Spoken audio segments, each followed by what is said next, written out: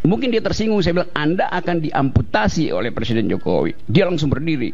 Saya masih tegur, Pak Erlangga mau kemana? Kan Anda undang saya bicara, kenapa Anda mau tinggal tuh? Saya minta izin ya. Silakan itu. Jadi hal semacam ini bisa diduga dengan kalau otak kita jalannya benar, kita bisa tahu tuh ujung dari Erlangga ada di mana itu. Apalagi dengan peristiwa Jakarta hari-hari ini kan. Jadi sebetulnya sesuatu yang dengan gampang kita duga itu tinggal tunggu waktu aja. Kenapa? Karena Jokowi nggak mau Erlangga buka seluruh kejahatan Jokowi ketika Jokowi lengser. Erlangga tahu semuanya tuh. Simple poinnya. Tapi sepertinya di ujungnya ini ada yang ada yang nggak beres mungkin ya di ujungnya. Tiba-tiba yang lebih dominan terkesan Gerindra. Makanya kita katakan siapa dalang ini semua. Dasko apakah dia D atau bermain dua kaki dia. Mewakili kepentingan J dan mewakili kepentingan P. Tetapi karena dia secara formal adanya di P dan kemudian P sudah menjadi presiden, ya bisa jadi kepentingan J akan berkurang di sana porsinya. Maka yang dijadikan calon gubernur itu Ridwan Kamil. Satu. Dan yang kedua yang dijadikan wakil gubernur Suswono. Nah, menarik. Apakah memang akan ada pembatalan tersebut? This is the question. Ya, sahabat era sekalian, kita lanjutkan pembahasan ya. Ada yang seorang teman yang bertanya ya, memberikan pendapat, Anies tak dapat kereta, apa enggak terburu? Ini statement Bang Refli.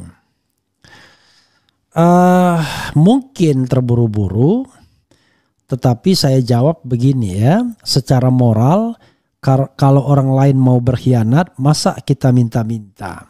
Menurut saya semua partai tak ada nilainya. Anies harus terima kenyataan, buat kekuatan sendiri. Itu pesan moralnya menurut saya.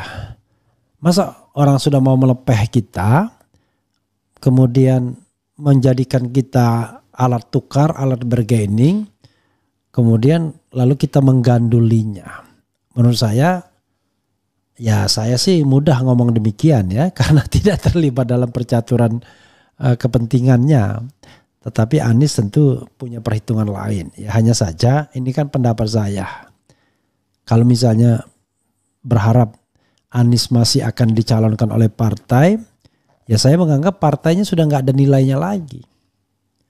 Jangan sampai karena di Kimplas nggak laku dia balik lagi. Tapi nggak mungkin nggak laku. Jadi buat apa lagi kita berharap kepada Surya Paloh, berharap kepada Caimin, berharap kepada PKS. Kalau PKS nggak tunggal, tapi mungkin Salim Segap yang paling berpengaruh ya. Kalau memang Anies cuma dijadikan alat tukar dan ketika ada ancaman mereka pada mengkerat semua, takut semua. Dan jangan lupa Anies bukan siapa-siapa bagi mereka.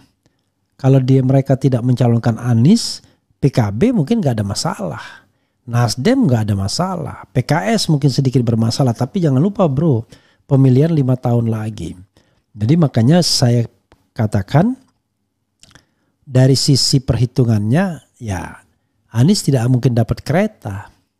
Kereta mungkin ya PDIP pun enggan juga memberikan kereta kosongnya kepada Anies. Jadi menurut saya ya politik harus penuh dengan nilai dan moral. Jadi kalau orang sudah tidak ingin ya sudah, jangan kita memaksa menurut saya sih ya.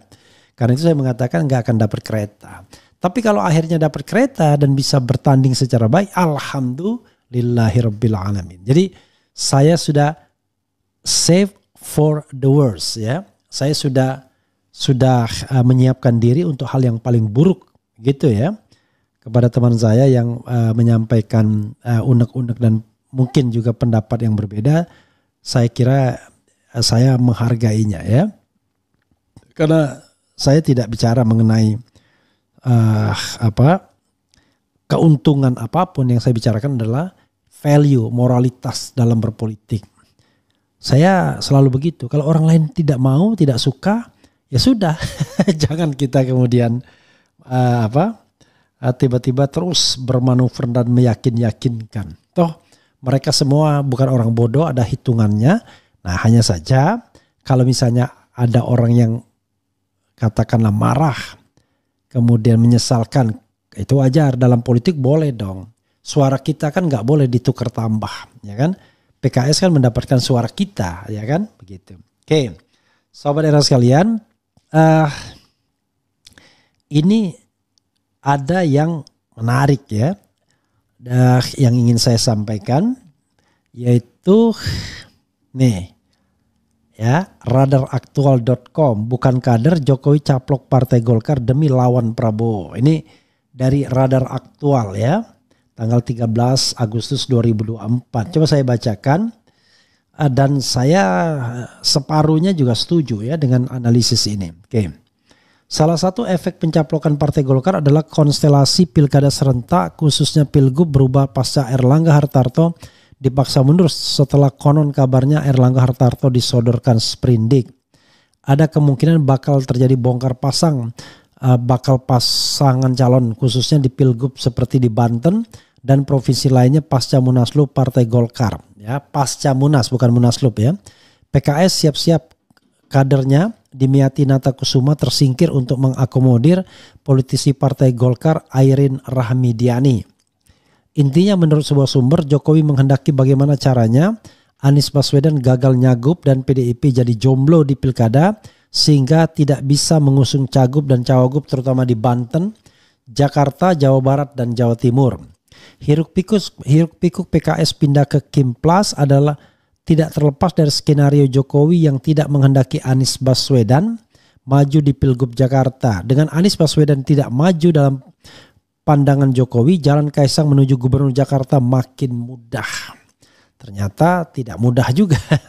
Tentu setelah Partai Golkar bergejolak pasca mundurnya Erlangga Hartarto dari Ketua Umum Partai Pohon Beringin yang ditebang oleh si tukang kayu. Isu percepatan pendongkelan Erlangga Hartarto dari kursi Ketua Umum DPP Partai Golkar sebelum Munas Desember 2024 dipicu salah satunya setelah Erlangga Hartarto menyebut inisial S untuk pendamping Ridwan Kamil di Jakarta. Inisial kata Erlangga Hartarto bukan Ahmad Saiku, bukan pula Sohibul Iman yang sempat digadang-gadang akan berpasangan dengan Anies Baswedan. Inisial S menurut sumber terpercaya Menteri Pertanian era SBY Suswono. Tampaknya Erlangga Hartarto membangkang atau sudah tidak bisa lagi dikendalikan oleh Jokowi. Makanya Sabtu malam itu malam kelabu bagi Erlangga Hartarto, sebut rumor dipaksa mundur atau harus diangkut di bawah ke Hotel Prodeo. Pasca Munas berdampak pada pencalonan Ridwan Kamil belum final di Jakarta atau malah kembali ke Jawa Barat. Jokowi ingin memuluskan Kaisang menjadi Jakarta 1 lawan calon independen. Meski Ridwan Kamil awalnya didorong oleh Partai Golkar dan Partai Gerindra. Kabarnya Jokowi marah karena Partai Golkar didikte Partai Gerindra, khususnya untuk Jakarta dan Jawa Barat. Sementara di Pilgub Banten, Partai Golkar dikeroyok oleh Partai Gerindra CS. Inilah bibit awal konflik antara Jokowi dan Prabowo. Apalagi Jokowi menangkap isyarat pasca 20 Oktober 2024, Prabowo akan sulit dikendalikan. Prabowo dikabarkan akan menunjukkan karakter aslinya yang tegas dan tidak bisa diintervensi oleh siapapun termasuk oleh Jokowi sekalipun. Atas alasan itu pula tiba-tiba Erlangga Hartarto dimundurkan dan Munas Partai Golkar untuk meneguhkan Jokowi dan Gibran penguasa baru Partai Golkar. Menurut sebuah sumber, Jokowi ingin menempatkan putra bungsunya yang belum berumur 30 tahun, Kaisang, sebagai calon gubernur Jakarta selain untuk tetap mengendalikan pemerintahan Prabowo Gibran. Kaisang sendiri pernah sesumbar siap melawan Anies Baswedan maupun Ridwan Kamil di Jakarta. Dengan diambil alihnya Partai Golkar oleh Jokowi melalui Munaslup, dalam waktu dekat mengeluarkan spekulasi Jokowi mempersiapkan Kaisang lawan calon independen di Jakarta. Oke, menarik. Ditariknya PKS dalam Kim Plus semata-mata untuk menjegal Anies Baswedan dalam rangka memuluskan Kaisang lawan calon independen. Dengan pergantian Ketua Umum DPP Partai Golkar yang diprediksi akan dijabat oleh Jokowi atau Gibran, Kaisang akan dipasangkan dengan kader PKS. Entah PKS mau atau tidak bergabung dalam Kim Plus mengusung Kaisang kader PKS. Ini jebakan Batman bagi PKS bila menerima tawaran kadernya berpasangan dengan Kaisang. PKS bakal dianggap sebagai partai yang menihilkan nilai dan etika. Pencalonan Gibran di Pilpres 2024 sudah dinyatakan oleh Majelis Kehormatan Mahkamah Konstitusi sebagai pelanggaran etik berat. Demikian pula dengan pencalonan Kaisang akan dianggap sebagai pelanggaran aturan karena Mahkamah Agung meloloskan Kaisang hanya 3 hari sejak gugatan persyaratan umur calon kepala daerah diajukan ke Mahkamah Agung. Selain itu, PKS dianggap sebagai pendukung dinasti politik Jokowi yang menabrak aturan dan menjegal calon potensial. Kasus PKS mendukung Bobi Nasution menjadi bukti kemarahan publik terhadap PKS. Selama ini publik menilai PKS konsisten bahkan 10 tahun terakhir sebagai oposisi rezim Jokowi. Detik terakhir Jokowi berkuasa tidak menutup kemungkinan PKS kena PHP. Bergabung atau tidak bergabung PKS dalam Kim Plus, PKS tetap akan dapat menteri di kabinet Prabowo Gibran. Bagaimanapun Prabowo butuh PKS untuk menghadapi Jokowi. Argumentasi ini diperkuat pasca Erlangga Hartarto dilengsarkan dari Ketua Umum Partai Golkar untuk memuluskan Jokowi dan Gibran mengambil alih Partai Golkar. Dengan demikian Gibran punya bargaining dengan Prabowo. Ini awal pertarungan Jokowi dan Prabowo. Penulis yakin Prabowo tidak akan membiarkan Jokowi mengambil alih Partai Golkar dengan mudah. Akankah Jokowi yang bukan kader Partai Golkar berhasil mencaplok Partai Golkar, atau Jokowi bakal menggali kuburannya di Partai Golkar? Wallahu a'lam bishawab.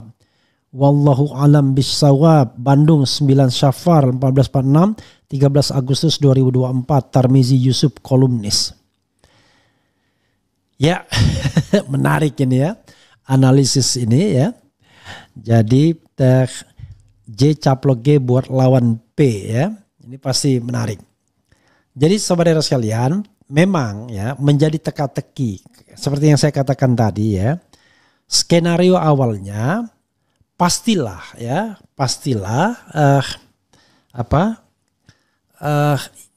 J ingin ya putranya menjadi calon gubernur atau wakil gubernur.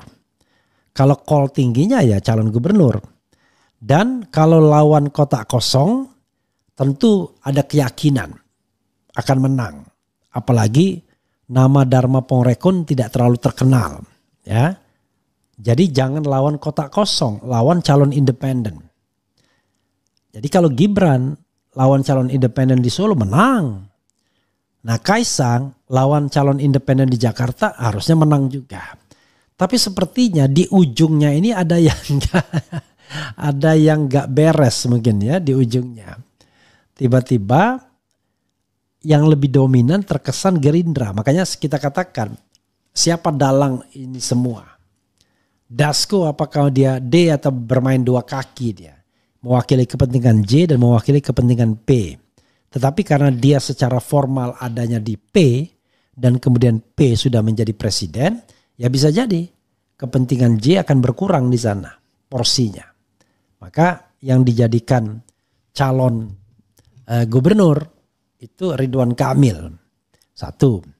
Dan yang kedua yang dijadikan wakil gubernur Suswono. Nah, menarik, apakah memang akan ada pembatalan tersebut? This is the question. Ya, this is the question. Jangan-jangan terjadi perkelahian, blessing in disguise. Kalau tadi saya katakan Anies sudah hilang peluangnya, tiba-tiba pecah sendiri koalisi Golkar Gerindra, ya. Tapi mungkinkah pecah, ya? Jadi Gerindra yang mau dalam tanda kutip mengkadali Golkar, ya, itu dengan menarik Ridwan Kamil ke Jakarta, lalu Deddy Mulyadi di Jawa Barat, sebenarnya bukan langkah yang strategis bagi Golkar kalau mau memenangkan pertarungan di 2029. Ini sudah luar biasa ini ya. Bayangkan, belum lagi diangkat, mereka sudah berpikir tentang pertarungan di 2029. Apakah mungkin misalnya Ridwan Kamil dikembalikan ke Jakarta, oke? Dikembalikan ke Jakarta, oke? Lalu Anies dibiarkan nyalon lagi, tapi Kaisang tetap bisa, atau tiba-tiba muncul Golkar PSI mendukung Anies Kaisang. Kan Golkar PSI bisa nyalon tuh. Ya, Golkar